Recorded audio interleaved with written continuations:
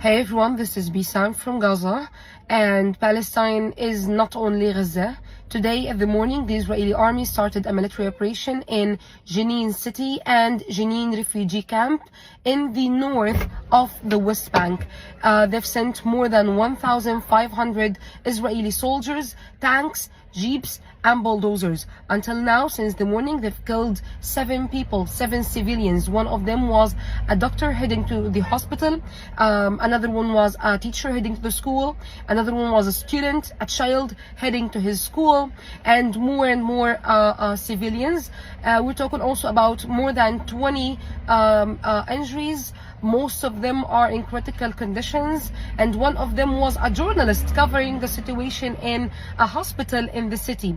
The UNRWA finally at the afternoon had a temporary truce for 30 minutes to evacuate the students from the schools back to their homes in the city and the camp.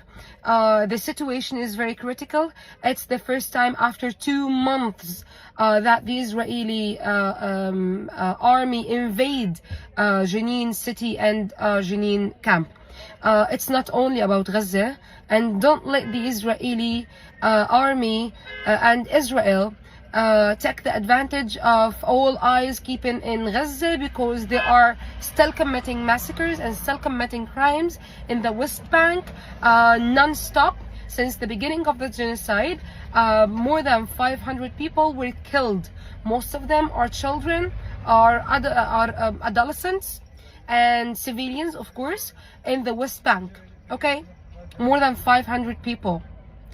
This besides the settlers' attacks on the vehicles, the farms, the homes, burning people's homes, like literally while people are still in the homes sleeping in the night.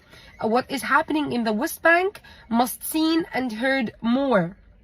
This is all beside the Israeli government stealing lands and building more settlements every day. More, of course, since the beginning of the genocide, because all eyes are in Gaza and people are thinking that Gaza is the only place occupied in Palestine, while the West Bank is just suffering day after day.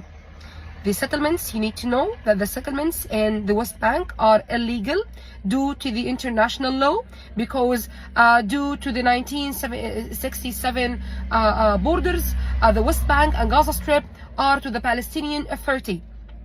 And after Oslo declaration or agreement, after the 1993, the Israelis must withdraw from the West Bank and from Gaza Strip. Now what? They are occupying both.